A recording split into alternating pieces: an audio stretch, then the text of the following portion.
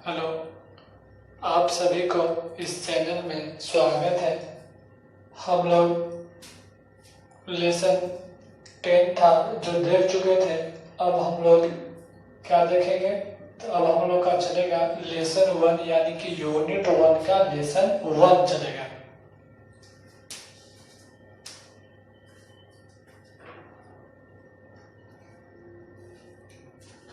आज हम लोग कौन सा लेसन करेंगे?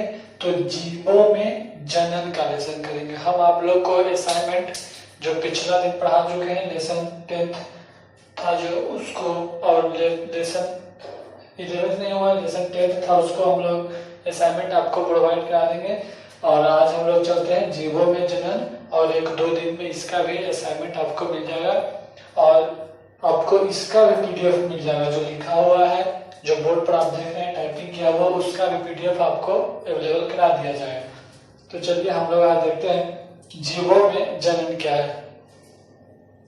यह लेसन 1 है और यूनिट कौन सा है? तो यूनिट 1 चल रहा है। अब पार्ट कितना हो जाएगा? तो पार्ट भी 1 हो जाएगा, यानी कि लेसन भी 1 है, यूनिट भी 1 है, और पार्ट भी कौन सा है? तो पार्ट भी 1 है। तो क्वेश्चन सबसे पहला इसमें क्या पूछ सकता है कि जीवन अवधि क्या है? क्वेश्चन क्या पूछ सकता है? जीवन अवधि क्या है? जीवन अवधि कहने का मतलब कि कोई भी जीव जन्म से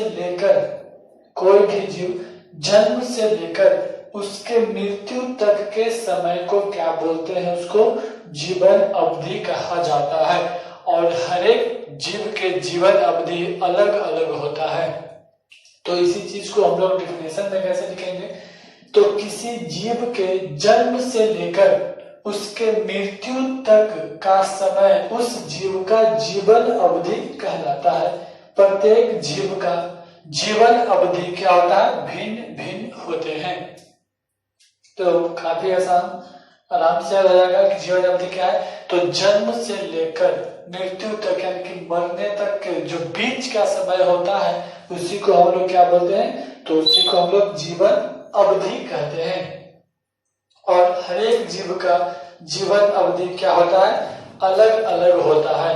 ऐसा नहीं है कि सब जीव का एक ही हो, सबका अलग अलग होता है, कोई भी जीव हो।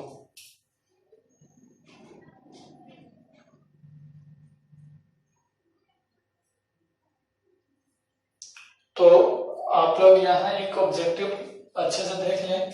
आपसे पूछेगा कि बताओ पेड़ पौधा में सबसे ज्यादा जीवन अवधि को किसका होता है? कि सबसे लंबे समय तक कौन सा पेड़ है जो जीवित रहता है? तो आपको कौन सा याद रखना है? लारिया। कौन याद रखना है? लारिया ट्राइडेंटेंटा। क्या याद रखना है?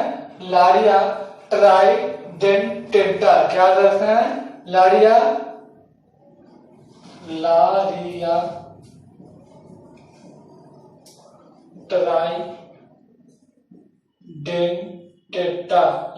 ट्राइडेंटेंटा जो वृक्ष होता है उस सबसे ज्यादा उसका जीवन अवधि होता है। तो हो सकता है कि आपसे ऑब्जेक्टिव में पूछ लिया जाए, यहाँ नहीं तो कंपटीशन एग्जाम में भी पूछ सकता है कि बताओ कौन वृक्ष है जिसका जीवन अवधि सबसे अधिक होता है? तो लिख देना है। और कितना होता है? तो कितना हो जाएगा? 11,300 वर्ष। ये ऐसा वृक्ष है जो कितना दिन तक जीवित रहता है? 11,300 दिन तक जीवित रहता है। ये आपका हो गया पेड़ पौधा में। लेकिन आपसे बोले कि बताओ जंतु में, जो जंतु होते हैं उसमें सबसे ज्यादा जीवन अवधि किसका होता है? तो जंतु में सबसे ज्यादा जीवन अवधि किसका हो जाएगा? तो कछुए का होता है। किसका होता है? कछुए का होता है। कितना साल? 200 वर्ष होता है। दोनों ऑब्जेक्टिव याद रखना है। वृक्ष में तो 11,300 और जीव में पूछेगा तो 200 वर्ष किसका? तो कछुए का होता है। और इसमें कुछ इंपॉर्टेंट चीज है जो याद रखे पूछ देता है। जैसे पूछा बताओ घोड़े का कितना होता है? तो 50 वर्ष। आपसे पूछ दिया कि हाथी का कितना होता है? 65 वर्ष। आपसे पूछ दिया कि होता है कुत्ते का कितना होता है? तो 25 वर्ष। गाय का कितना होता है? तो सबको अच्छे से याद रखना है कि गाय का कितना हो जाएगा, गाय का हो जाएगा 26 वर्ष। आपसे पूछा कि बताओ कौवा जो होता है, कौवा उसका कितना होता है, तो 15 वर्ष। गुलाब का कितना हो जाएगा, 10 वर्ष। कछुआ का 200 वर्ष। तोता का याद रखना है, तोता का जीवन काल कितना होता है, जीवन अवधि कितना होता है, तो 140 वर्ष होता है। कि तोता कितना दिन तक जीवित रह सकता है, तो 140 दिन, 140 वर्ष तक जीवित रहता है। तितली तो 1 से 2 हफ्ता रहता है। आपसे अगर पूछ दे कि बताओ केला कितना दिन तक रहता है, तो केला कितना दिन तक रहेगा, केला 25 वर्ष तक रहता है। बरगद तो 200 वर्ष तक रहता है।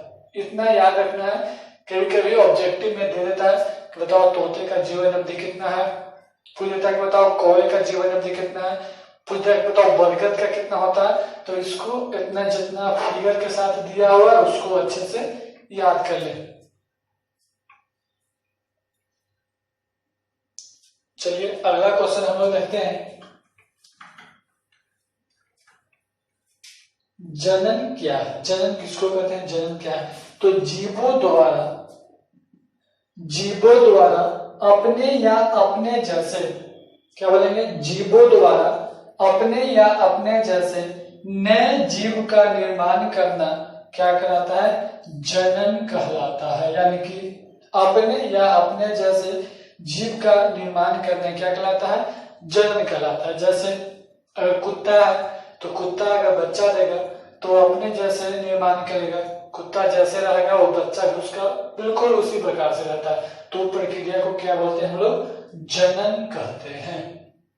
तो जनन के नाम से हो जाएगा कि जीवों के द्वारा अपने या अपने जैसे नए, अपने या अपने जैसे का निर्माण करना क्या कहलाता है, जनन कहलाता है।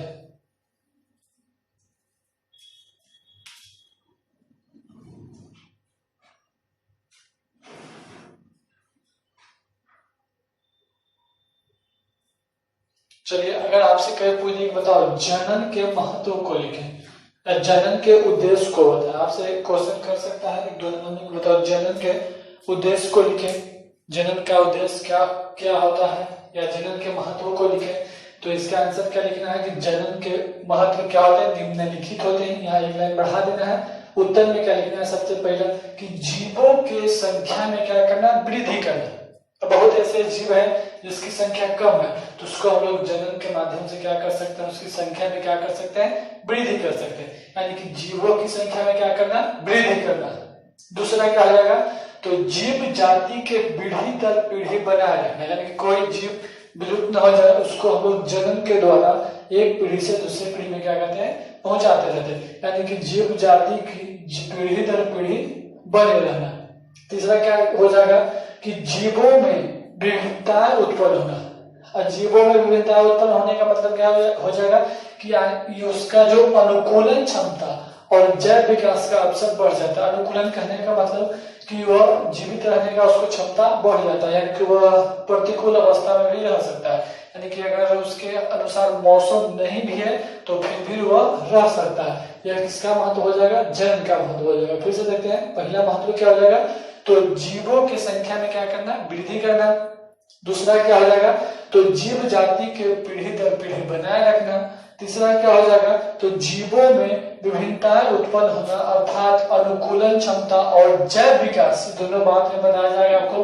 अनुकूलन क्षमता और जैव विकास के अवसर क्या होता है, बढ़ जाता है। ये किसका महत्व हो गया, तो यह जनन का महत्व हो गया। अब हम लोग देखेंगे जनन के प्रकार।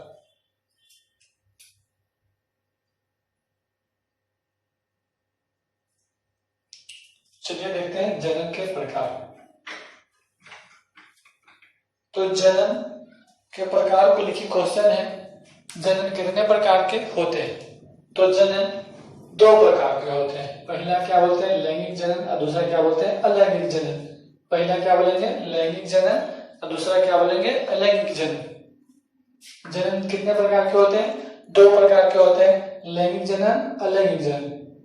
क्वेश्चन आपसे पूछ सकता है कि लैंगिक जनन क्या है, तो इसका आंसर क्या लिखना है, वैसे जनन जिसमें 2 जीव, वैसे जनन जिसमें 2 जीव अथवा जनन कोशिकाओं या जनन कोशिकाओं का सहयोग या मिलान हुए बिना यानी कि बिना जीव अथवा जनन कोशिका आपस में मिले अपने जैसे समान जीव का उत्पन्न करता है या उत्पादन करता है, क्या कहलाता है? अलैंगिक जनन कहलाता है। इसमें एक बात ध्यान रखना है, लिखा हुआ है कि बिना मिले हुए, मिलाना नहीं है, किसको किसको नहीं मिलाना है, यानी कि वैसे जनन जिसमें दो जीव आपस में मिलेगा और न जनन कोशिकाओं आपस में मिलेगा, इनके दोनों को मिला देना तो हो जाएगा अलैंगिक जनन।